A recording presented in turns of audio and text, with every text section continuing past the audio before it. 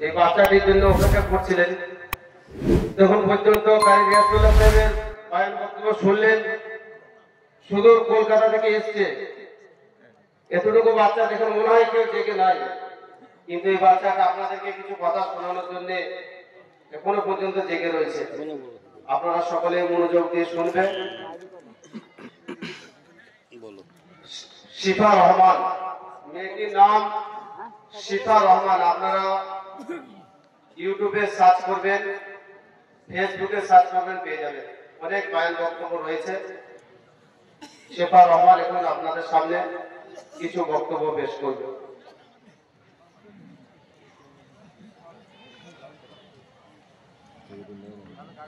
আসসালামু আলাইকুম ওয়া রাহমাতুল্লাহি ওয়া বারাকাতুহু।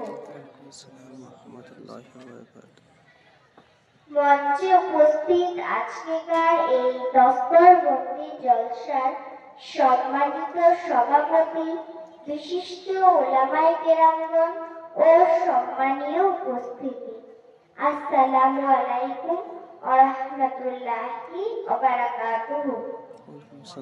আমি এখন আপনাদের সামনে বিশ্বনবীর সুমহান জীবন চরিত্রের উপর সংক্ষেপে আলোকপাত করছি।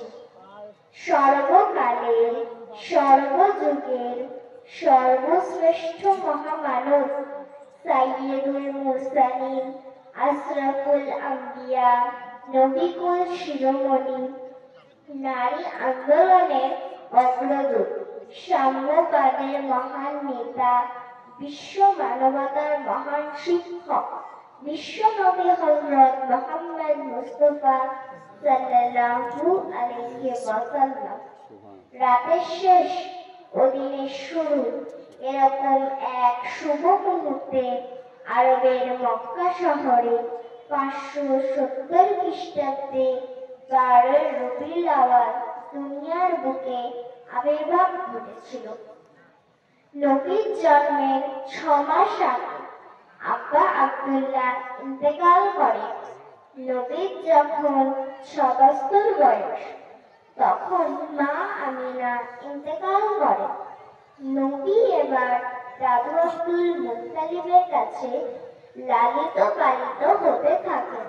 ভাগ্যের পরিহাস, নবীর বয়স যখন 8 বছর, তখন দাদু আব্দুল মুত্তালিব ইন্তেকাল করেন। শিশু নবী দুনিয়ার বুকে এতিমে পরিণত হয়ে যায়। নবীর এবার দেখভালের দায়িত্ব নিলেন চাচা আবু তালিব। শিশু নবীর মিষ্টি ব্যবহার, সুন্দর ভাষা, অসততায় মুগ্ধ হয়ে আরবের আবার বৃদ্ধ বনিতা আল আমিন ও আস-সাদিক বলে উপাধি দিয়েছিল।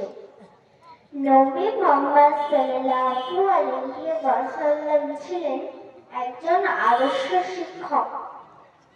তিনি ঘোষণা করেছিলেন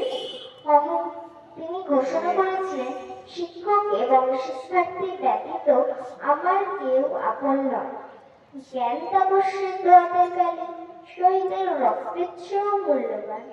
শিক্ষা হলো জাতির মেরুদণ্ড। শিক্ষা করা প্রত্যেক মুসলমানদের জন্য ফরজ। তোমরা দুনিয়া থেকে শিক্ষা শুরু করো ততক্ষণ পর্যন্ত যতক্ষণ না কাফনের ভিতরে প্রবেশ করো। নবী এই উপদেশ দিয়ে ক্ষান্ত থাকেননি, তার বাস্তব উদাহরণ রেখে গেছেন। আজ থেকে 1400 বছর আগে ইসলামের প্রথম জাতি সংগঠিত হয়েছিল বদরের যুদ্ধে। এই যুদ্ধে মুসলমানরা জয়লাভ করে, অনেক কাফের সৈন্যকে বন্দী করে নিয়ে আসে। পরবর্তীকালে নবীজি তাদের মুক্তিপণ হিসাবে 10 জন মুসলমানকে স্বাক্ষর করিবার বিধান দেয়। সুতরাং এ থেকে বোঝা যায় শিক্ষার প্রতি কত গুরুত্ব দিয়েছিল। আজ থেকে 1400 বছর আগে তা সহজেই অনুধাবন করা যায়। নবী মুহাম্মদ সাল্লাল্লাহু আলাইহি ওয়াসাল্লাম ছিলেন সমাজ সংস্কারক। তিনি ঘোষণা করেছিলেন, অহংকারী কুকুরের ও শূকরের স্বভাব প্রাপ্ত হয়, অত্যাচার হতে সতর্ক থাকো, কারণ উহা অন্তরকে ধ্বংস করে। রাগ করিও না, উহা বিবাদের সৃষ্টি করে। ক্রোধ করা শয়তানের কাজ, শয়তান অগ্নি হতে তৈরি, আগুন পানি দেয়া লেখানো যায়। সুতরাং তোমাদের মধ্যে কেউ যদি রাগান্বিত হয়, সে যেন অজু করে নেয়। লোভী কখনো বেহেশতে যাবে না, নিন্দুক কখনো বেহেশতে যাবে না। হিংসা করিও না, আগুন যেমন কাঠকে দগ্ধ করে দেয়, হিংসা তেমন নেক আমলগুলিকে ধ্বংস করে দেয়। নবী মুহাম্মদ সাল্লাল্লাহু আলাইহি ওয়াসাল্লাম ছিলেন নারী আন্দোলনের অগ্রদূত। যুগে যুগে নারীদের নির্যাতন ও বঞ্চনার ইতিহাস শোনা যায়। নারী জাতি যুগ যুগ ধরে ছিল অবহেলিত, অপরন্তু এদের জ্যান্ত কবর দেয়া হতো। সহমরণের জন্য স্বামীর চিতায় জোর করে তুলিয়া দিত, ইচ্ছা অনুযায়ী তালাক দিত। পিতার ঔরসে জন্ম নিয়েও পৈতৃক সম্পত্তির কোনো অধিকার ছিল না। এই অবহেলা নারী জাতির জন্য যুগে যুগে সংস্কার সাধক মহাপুরুষগণ কোনো বিধি ব্যবস্থা করে যেতে পারেনি।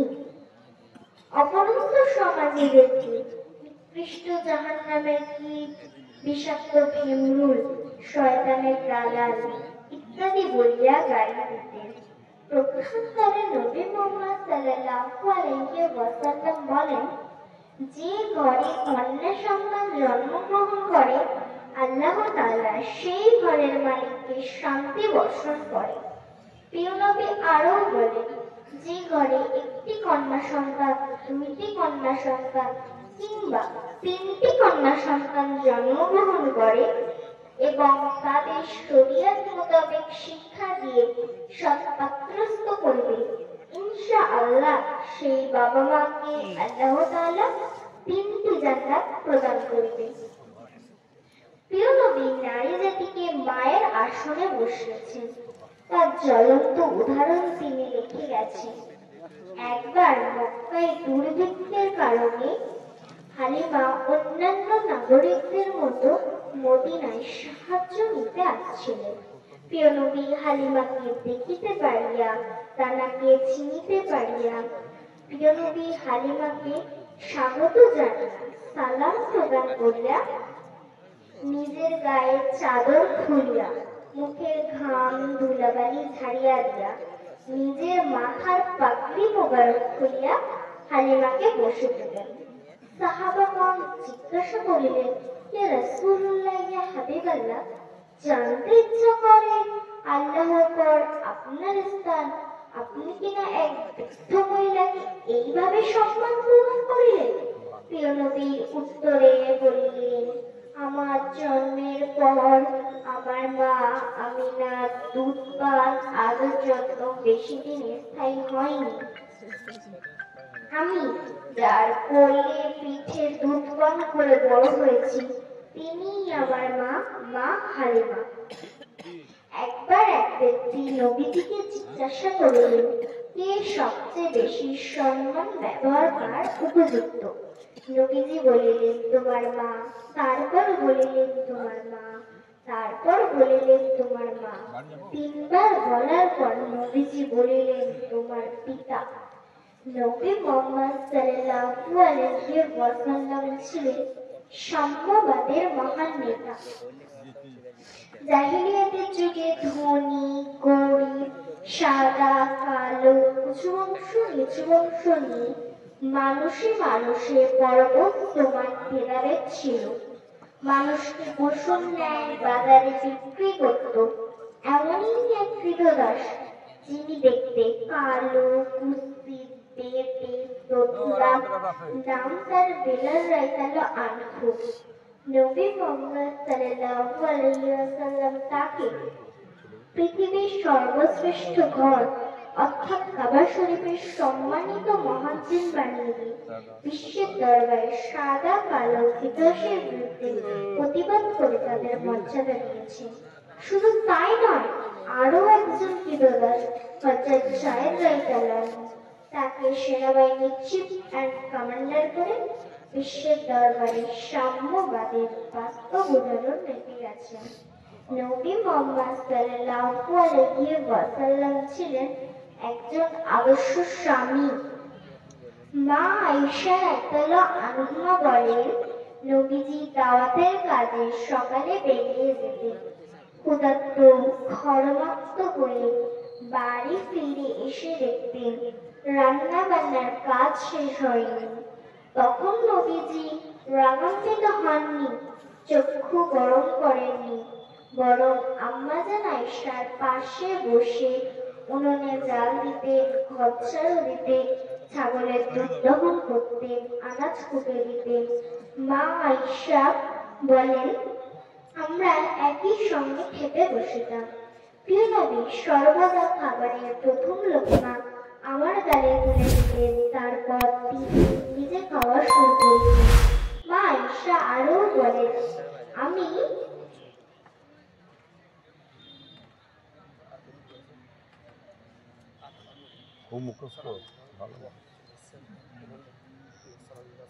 আসসালামু আলাইকুম ওয়া রাহমাতুল্লাহি ওয়া বারাকাতুহু।